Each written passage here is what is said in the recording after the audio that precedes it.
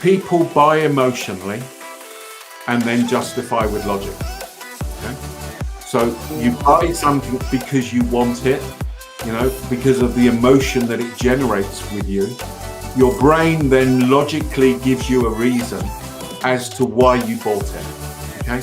But that's not the real reason. And the danger is that we focus on that reason as a business without understanding the real motivations of why people do things.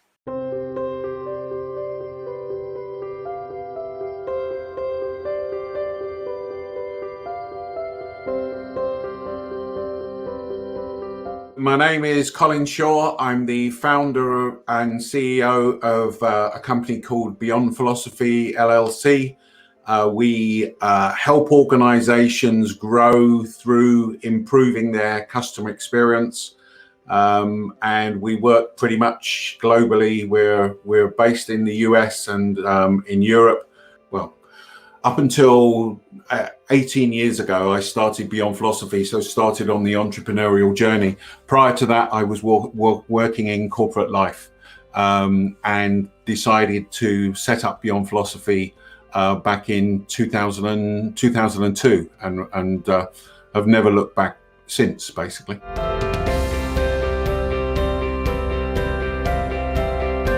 Back in 2002, that's when I decided to leave corporate life. And the reason I mention Who Moved My Cheese is because that talks about a lot of things on change. And one of the things that it asks a really great question, which I would pose to people watching this video. And that is, what would you do if you weren't scared?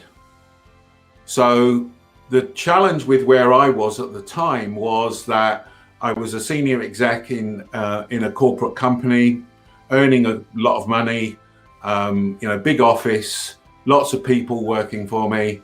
And now I was going to leave there and start my own business. And that was scary. My 3 kids were just about to go to university. So from a financial situation as well, it wasn't an easy choice to make. But when I read the book, it said, the question was, what would you do if you weren't scared? And although I was scared, what I knew that I would do would be to leave and set up Beyond Philosophy. There were problems, there were good times, there were not so good times. But, overall, if you look to the overall journey, it's been absolutely worthwhile, and I would do it again.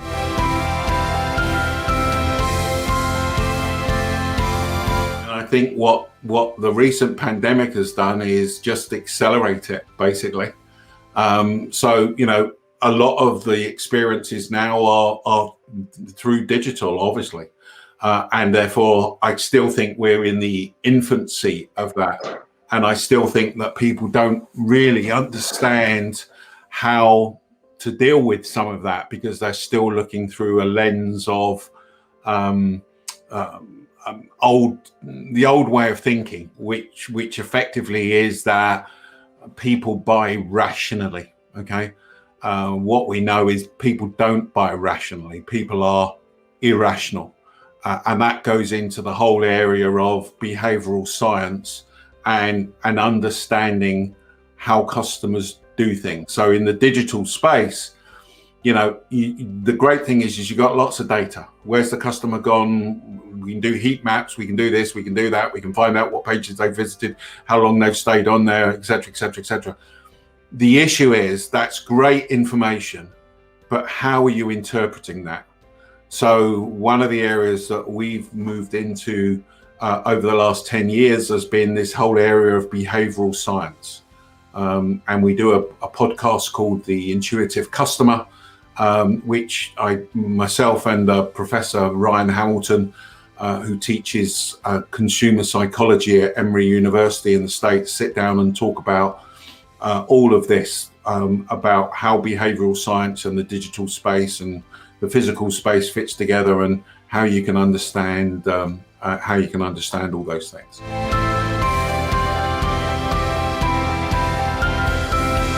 We help organizations gain growth by improving their experience that they give their customers. So it's therefore about customer loyalty. And we do that effectively. We do sort of three things. We do consultancy work. So we spend a lot of time with our clients, helping them set the strategy of what they're trying to do, helping them set new measures, doing research, training their people on how to deliver a great experience. The difference with us is when we look at an experience, we look at it from not just the rational things, but how's the customer's feeling, the emotional things. We also look at the subconscious. So what are the subconscious messages that we're giving customers?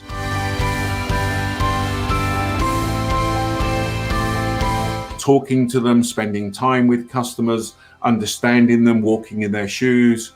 You can understand how to build that relationship and that emotional attachment to somebody that builds loyalty. All too often, people think of loyalty as, I've got this card that gives me a discount, because I'm a loyal customer. Well, all you're doing is that's a rational, physical, price reduction. That's not necessarily building true loyalty. And organizations as well confuse loyalty with inertia. Yeah. In other words, if you've had a customer that's been with you for 5 years, it doesn't mean that they're loyal to you. It just means that they haven't bothered to look elsewhere, or you're providing a product or service that nobody else can. Because here's the issue. If somebody came along tomorrow with a better deal, would they leave? Okay. And what we know is far too many organizations think that their customers are loyal, and they're not.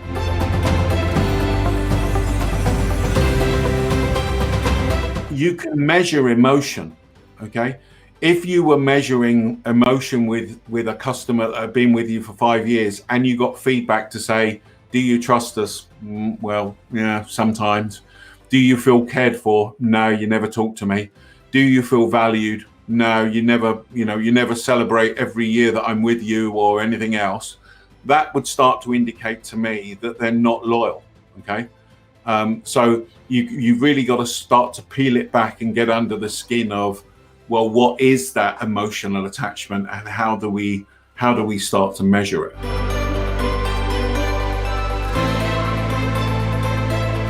Let me take a step back and give you an example. Everyone now uses smartphones, okay? But nobody ever said, I want a phone that does this, this, this, and this, until the iPhone was invented, okay? So the point I'm trying to make is that oftentimes what customers say and what customers do can be different. So let me give you another example. We were doing some work with a hospital system, and the patients there in the hospital system had said that to improve their experience, what they wanted was to spend more time with doctors, okay? Which is, you think to yourself on a top level, you go, that's a reasonable request. When we do a special form of research, which we call an emotional signature. When we did this research, what we discovered was it wasn't that the patients wanted to spend more time with doctors. What was the real driver of a good experience for them was, did the doctor listen to them? There's a big difference between spending more time with someone and feeling that they listen to you, okay? So in that case, what would have built a great experience what did build a great experience was training the doctors on how to listen to the patients, not actually spending lots more time with them, because actually the irony is they could have spent more time with the doctor and worsened the experience, because they still felt they didn't listen to them. So to answer your question, you've got to go underneath the surface of what customers are telling you and be able to interpret customer behavior. People buy emotionally and then justify with logic, okay? So Yeah. you buy something because you want it, because of the emotion that it generates with you. Your brain then logically gives you a reason as to why you bought it. Okay. But that's not the real reason. And the danger is that we focus on that reason as a business without understanding the real motivations of why people do things.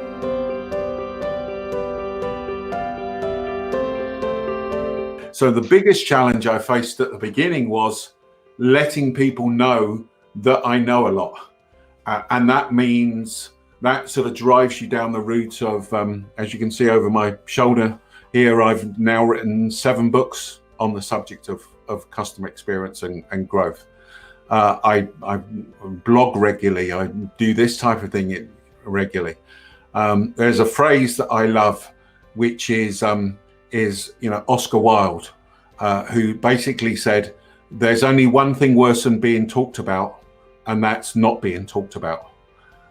So you have to put yourself out there, and the biggest issue is you could have the best idea in the world, but unless you go out there and engage with customers and engage with the market, nobody will know that you've got the best idea in the world.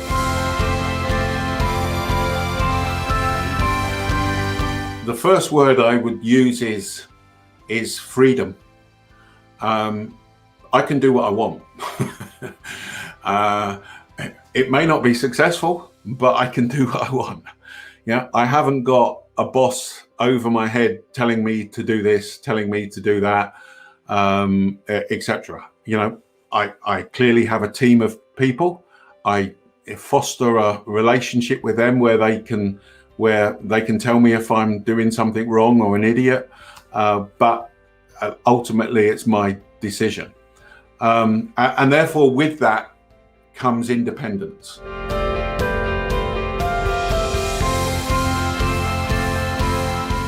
A challenge is, particularly at the beginning, is dealing with the peaks and the troughs.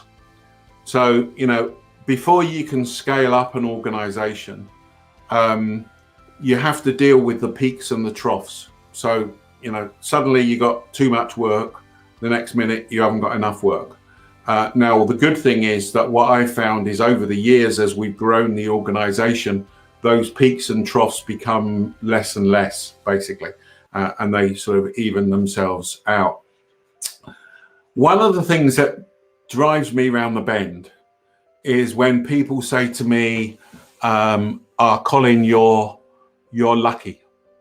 And my classic reply is, yeah, the harder I work, the luckier I get. I think the area of my worst fear is to walk into a junk bookshop and to find my books on sale for 20 cents. I think that's probably my worst fear, because that would show that people don't value them and they don't value the thoughts and stuff like that that's gone behind them.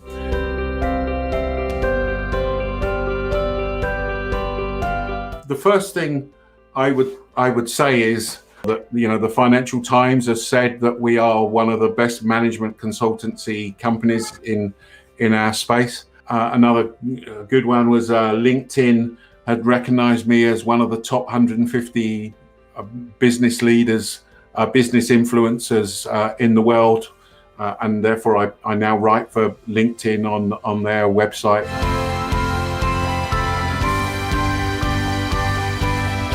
So the growth hack is being focused and being good, really, really good at one area before you start to spread out and get enticed by the shiny new objects that are out there. Be focused on what you're doing and focus on that one area before you start to spread out. Find your niche, be good at your niche, make sure everybody knows you're good at your niche. And then once you've got that, then you can start to look to improve in different areas.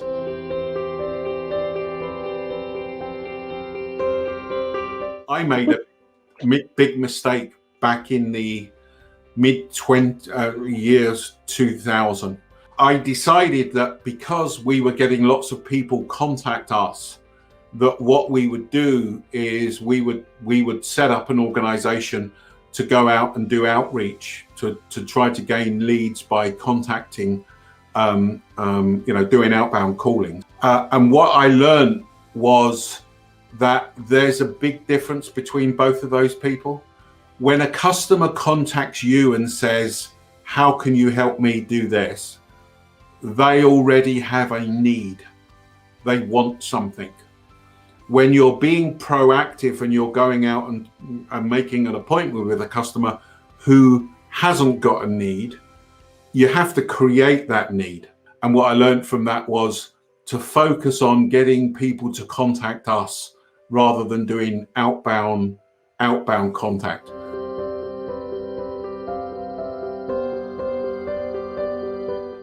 The challenge I would give somebody would be, what would you do if you weren't scared? You got to do your due diligence. You got to look at your market. You got to test your products or services with people. You got to see if there's a market there beforehand. But really examine the reasons. What is really stopping you at this moment is the challenge I would give you.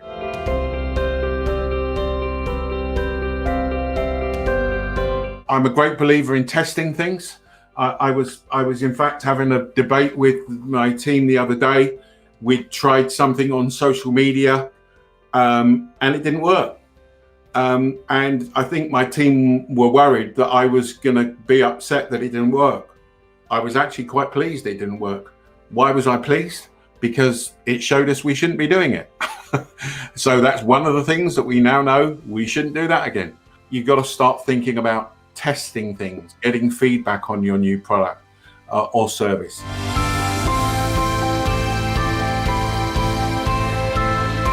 I think the designing and branding is vital because it distinguishes you from other organizations. So, the design and the brand are an important part of the experience that customers have. The way that the brand looks, the colors that you use, the quality of the images, all of those things impact how a customer thinks of you. And therefore they're really, really, really, really important to get right and to get professional help on. And I know Designhill do that. So, getting quality images, getting quality designs, a quality logo, a quality website is all a really, really important part of setting up a business and creating the right impression with a customer for them to be able to want to deal with you. Thank you, viewers, for watching Founder X Series by Designhill. If you want to contact us, then either go to our website, which is www.beyondphilosophy.com. That's beyondphilosophy.com, or go on to LinkedIn. I've got 286,000 followers there. Or connect with me, or on Twitter, and my handle is @ColinShaw_CX. That's ColinShaw_CX.